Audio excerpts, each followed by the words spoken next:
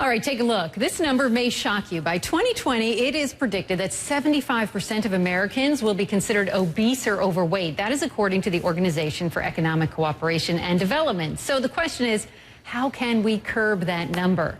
Nutrition coach and author Mark Macdonald says the answer may be simpler than you think. Good morning, Mark. Glad you're here. All right, Thanks for having me. We like simple. We love simple answers. So, all right, you say that the key to losing weight and keeping it off is actually to reprogram your metabolism. Yeah. But you say that it all begins really with just 2 easy steps. Yeah, I mean, I agree with you. It's not the simplest thing. Yeah. Well, once you get it, it's all about understanding your starting point and what your metabolism is. And there's 2 wild cards, 2 genetic things that you're programmed with, which is your body type and your set point.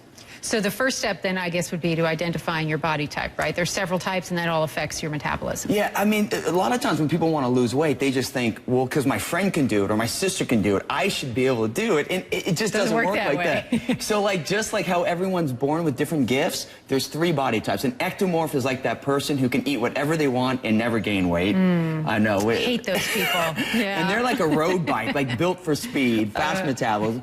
A mesomorph is someone who's like 10 pounds from where they want to be. They can put muscle on or fat. And the endomorph is that person who seems to just look at food and gain weight. And I call them like a beach cruiser. So whether you're a road bike or a mountain bike like the mesomorph or a beach cruiser, all 3 bikes can go from LA to New York. Some just have to work a little bit harder. I love how you did that. That's a great analogy. All right, so once you identify your body type, what's the next thing? So it's understanding your set point. So when people diet, they get excited because they're at an inflated weight. Their pants are too tight, their weight's too heavy, and they're above their normal weight, so they quickly drop, but they hit that set point, that plateau weight that they can never break through. And that's why diets fail people. So once you understand your set point and you know that, okay, I'm at my set point, I have to change my strategies to reprogram my metabolism. And how long does something like that take? I mean, once you know your body type and your set point. It depends on what you're doing. If you're focused on calories in versus calories out in dieting, you will never reprogram your metabolism. That's why that study is 75%. We're teaching the wrong concepts. We're teaching people how to eat healthy and how to exercise, but we're not teaching people how to eat correctly.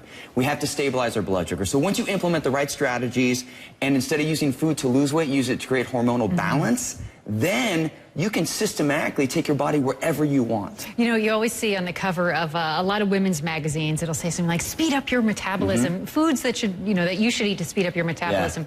Yeah. Is there, I mean, are there really foods that can actually increase your metabolism? It's about stable blood sugar. Just like we were talking before, it's all about eating the right amount of protein, fat, carbohydrates per meal that stabilize your blood sugar, the right calories per meal in the right intervals, about 5 to 6 times a day. So it may not be the simplest thing, but once you get it, Randy, you can do anything. Like you can eat the foods that you love. You can eat when you travel.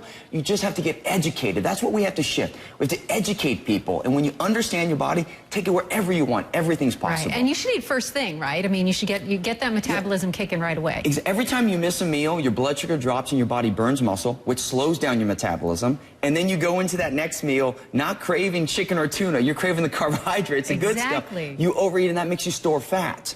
So you have to eat within an hour upon waking, every 3 to 4 hours within an hour upon bedtime. And once you keep your blood sugar balanced, you release your stored fat. And then with the right exercise, you burn that fat up. A lot of people say, oh, you know, eat a lot of small meals, and they think, I'm going to overeat. So what should a small meal look like in terms of calories? For like a female, for like yourself, as a vegetarian, I mean, you could do like 8 ounces of Greek yogurt, like a cup of Greek yogurt. Some blueberries, like 2-3 ounces of blueberries, handful of blueberries, and some almonds or cashews because you love cashews. Right. That would be your protein, fat, giving away all my carbohydrates. secrets. I live on cashews, I admit it. So females, about 250 calories per meal. And what about for somebody like you? About 400 calories per meal. So I would eat similar to you, just a little bit more. Okay. A little bit more protein, a little bit more fat, a little bit more carbohydrates. An equal amount of protein to carbs and fat. And please tell our viewers that starving themselves and skipping meals is not the way to lose weight, right? I mean, that slows down your metabolism, doesn't it? So this is the tricky thing. You lose weight, but you hit a plateau you can't go through, which causes yo-yo dieting. So cutting calories will help you lose weight, but you will hit a plateau you can't break through. To reprogram your metabolism, if you skip meals, you will forever slow down your metabolism and only regress. If you understand how to eat the foods you love and balance your blood sugar, you can take your body wherever you want and permanently reprogram it. All right. I love it. That's great news. Eating often, looking good. And enjoying your food, right? Yeah. You got to enjoy it. That's the key. I agree. I hear you there. All right, Mark. Nice to have you on. Thank you. Thanks, Randy. Good to see you.